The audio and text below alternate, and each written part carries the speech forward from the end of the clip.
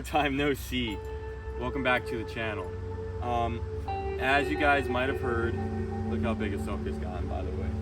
As you guys might have heard, the WRX was totaled. I was in an accident and it's gone. And since then, I've been driving around a little mom car, trying to get my finances right so I can begin working on a new project. Really sad to see the WRX go. We were really starting to get things rolling with the brakes, the intake, and I had a couple more pieces on the way. And, you know, it just really sucks. But sometimes things happen for a reason. When one door closes, another one opens. And with that, I figured it was time for a change. And I'm excited to show you guys what the new car is. So without further ado, my name's Andrew, and welcome to the Night Shift.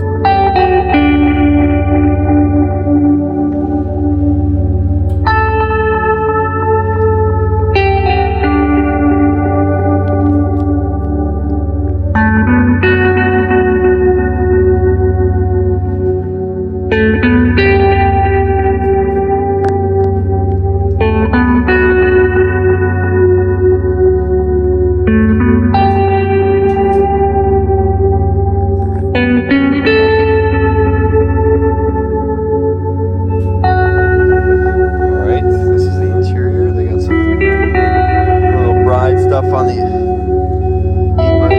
here's the shifter boot. We got two shift knobs in here, and I think these are pretty cool. Little knobs, but let's turn it on.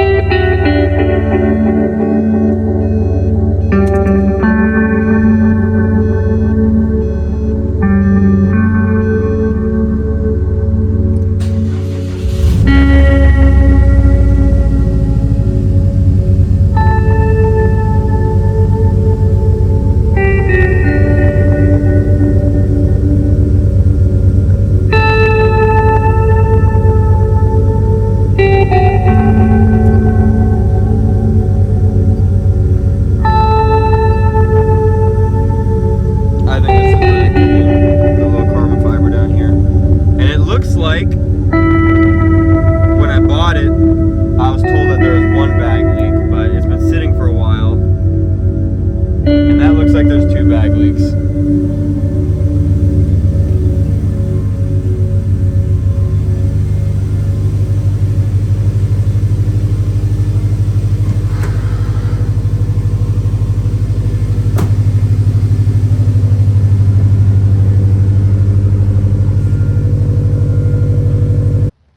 So the cat's out the bag. I bought a 2012 WRX STI, and this car is halfway through a wide body project. I didn't start this. The fenders are already cut, and the kit is held on with metal screws right now. This is an M&T Rider kit, and yeah, it's out of my skill range to do a wide body kit, but this is something I'm going to tackle. I saw this car.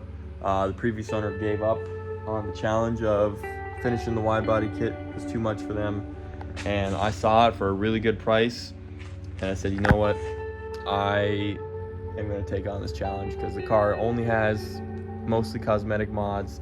The engine is mostly stock, and there's not really a lot done internally, and it needs a lot of work on the outside as far as being clean. This is definitely like a 15-footer. Once you get up close, it's not nearly as nice, but we're going to change that here in this garage, and we're going to do it all ourselves. So let's see what's under the hood. All right, so look at this hood before we go underneath it. This is the VIS Racing carbon fiber hood, and how you can tell the difference between this and the Cybon carbon fiber hood is just, the scoop is massive. It's like twice the size. You can see this when you're driving, and it is huge. As far as under the hood, we have a full red Grimspeed dress-up kit. This is the air intake off of the WRX that only got a couple miles on it before the car was totaled. And besides that, it's got a NVIDIA dual exhaust.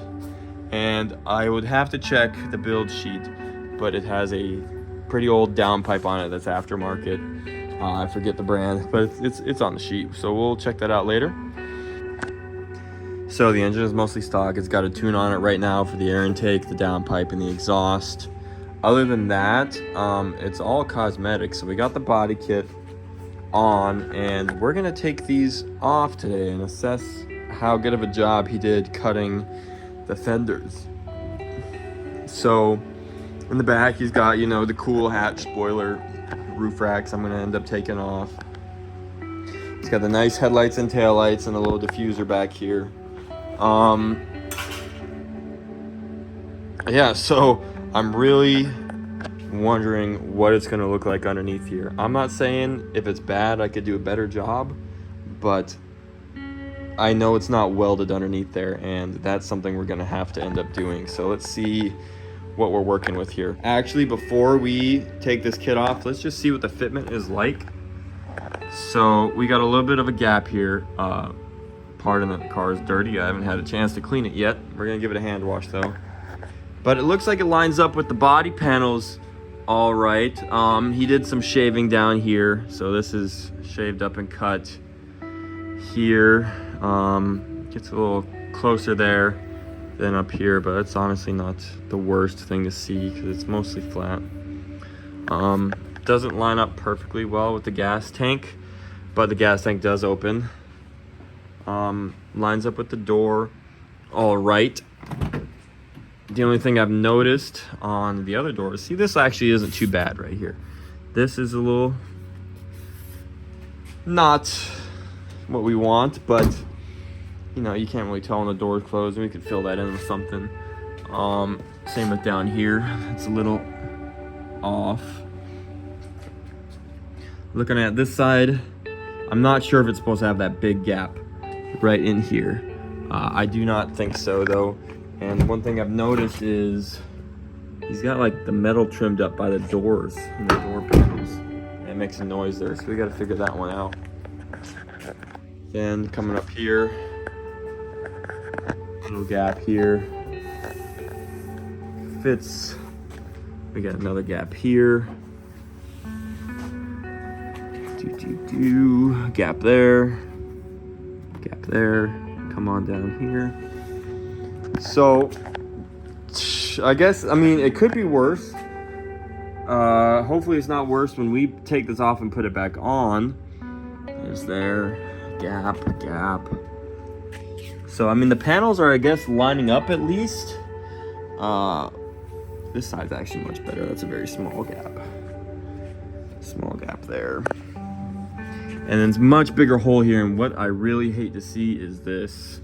He, like, cut the door. And I'm not a genius. I don't know how this stuff works or why he did that. But that's something we're going to have to take a look at. And there's a huge hole here.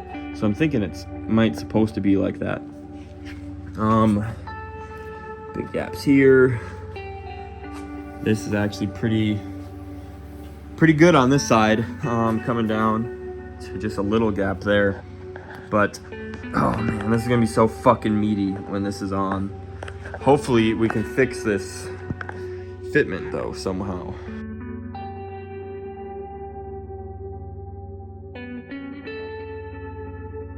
So it looks like he tried having, I'm not an expert, but I think this is a quick release that he had at some point. But look at this is not looking very good right here. He's got just a big old hole right there. Luckily all this is gonna be covered up. This isn't the straightest cut right here. And I'm not sure what this is, but he's got like a nut glued on here. I'm not gonna take it off because it's barely on there. But I'm assuming that's for fitment. Something maybe went in over here or something. But yeah, that's interesting. Could be worse though. So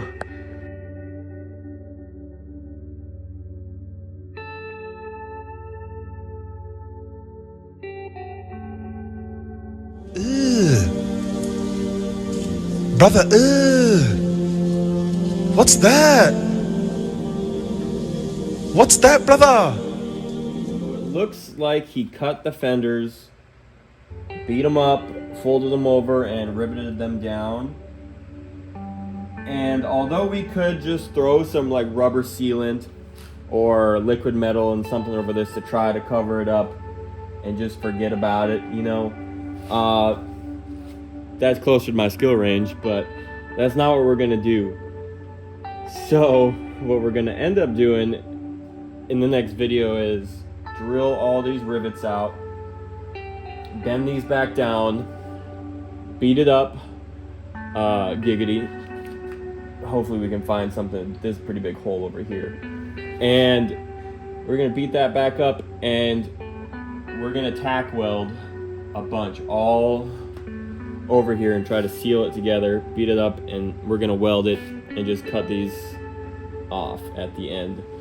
That should waterproof it so we don't have to worry about any rust getting into the rocker panel and stuff back here. We don't want to fuck this project from the inside out here.